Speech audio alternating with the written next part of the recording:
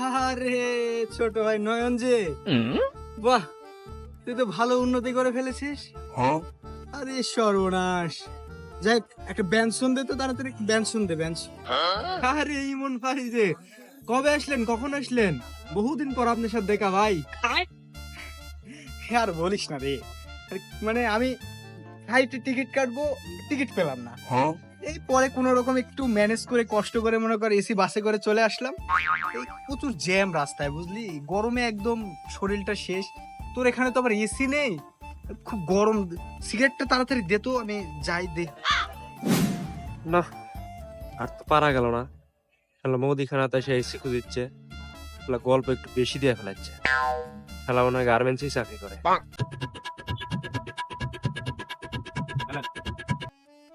হে, কয় টাকা দাম রে? আমি বিকেলে এসে দিয়ে যাব। আমি মানি ব্যাগটা নিয়ে আসতে ভুলে গেছি, বুঝলি। থাক, ভালো থাকিস। বড় ভাই, আমার দোকানের সামনে বারুন আছে, বারুন দিয়ে এসির বাতাস দেওয়ার আগে এই টাকাটা দিয়ে গেলে ভালো হয় না?